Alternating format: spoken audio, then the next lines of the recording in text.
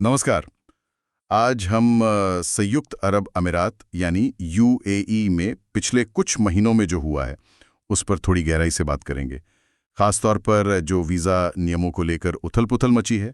आपको याद होगा सितंबर से दिसंबर 2024 तक वहाँ एक वीज़ा एमनेस्टी चल रही थी। तो आज हम गल्फ न्यूज़ और दूसरी जो लोकल रिपोर्ट्स हैं उनके आधार पर ये समझने की कोशिश करेंगे कि उस एमनेस्टी के ख़त्म होने के बाद आखिर हुआ क्या। हमारा मकसद बस यही है कि सरकार ने क्या कदम उठाए, क्यों उठाए और सबसे ज़रूरी इसका वहाँ रह रहे लोगों पर क्या असर पड़ा, खासकर उन पर जिनके पास शायद पूरे कागजात नहीं थे। तो चलिए इस मामले को थोड़ा और खोल कर देखते हैं। तो शुरुआत करते हैं उसी 4 महीने की वीज़ा एमनेस्टी से। सुनने में आया है और आंकड़े भी यही बताते हैं कि करीब 2,36,000 लोगों ने इसका फ़ायदा उठाया। काफ़ी बड़ी संख्या है ये। कुछ ने अपने कागजात ठीक करवाए, वीज़ा वगैरह सही करवाया और कुछ लोग बिना जुर्माना भरे अपने देश लौट गए। हाँ बिल्कुल, ये संख्या अपने आप में काफी कुछ कहती है। ये दिखाती है कि कितने सारे लोग वहाँ शायद अनियमित तरीके से रह रहे थे और उन्हें इस मौके की सख्त जरूरत थी। लेकिन यहाँ एक अहम सवाल खड़ा होता है, उन लोगों का क्या हुआ जो इस एमनेस्टी का फायदा नहीं उठा सके।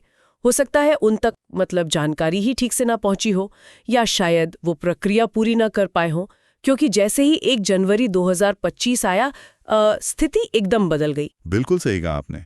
जनवरी शुरू होते ही सरकार ने एक नया अभियान छेड़ा, टुवर्ड्स अ सेफर सोसाइटी, मतलब एक सुरक्षित समाज की ओर। सुनने में तो ये नाम काफी सकारात्मक लगता है, लेकिन जमीनी हकीकत क्या रही इसकी? रिपोर्ट्स तो कुछ और ही बताती हैं। करीब 270 छापे मारे गए, ऐसा सुनने में आया है। जी, 270 छापे, और इन छापों का नतीजा ये निकला कि 6,000 से ज्यादा लोग पकड़े गए। ये वो लोग थे जिनके पास या तो वैध वीजा नहीं था या फिर उनके दस्तावेज पूरे नहीं थे। और ये कोई एक खास ग्रुप नहीं था, इनमें घरों में काम करने वाले लोग भी शामिल थे, छोटी मोटी दुकानों के कर्मचारी भी थे, मतलब समाज के अलग अलग हिस्सों से लोग इसमें पकड़े गए। तो ये सिर्फ आंकड़े नहीं है, ये असल लोग हैं जिनकी जिंदगी पर सीधा असर पड़ा। हाँ, ये समझना जरूरी है। तो ये जो टुवर्ड्स अ सेफर सोसाइटी अभियान है, इसे सरकार किस नजरिए से देख रही है? क्या ये सिर्फ कानून को सख्ती से लागू करने की बात है? देखिए, सरकारी बयानों और अधिकारियों की बातों से तो यही लगता है। उनका संदेश बहुत साफ था कि हमने एक मौका दिया था एमनेस्टी के रूप में। जिन्होंने उसे नजरअंदाज किया या उसका फायदा नहीं उठाया, उन्हें अब कानून का सामना करना पड़ेगा। उन्होंने साफ कहा कि कानून सख्त है और उसका पालन करवाना जरूरी है। और ये सिर्फ बातें नहीं रही, एक्शन भी हुआ। बिल्कुल, एक्शन बहुत तेजी से हुआ।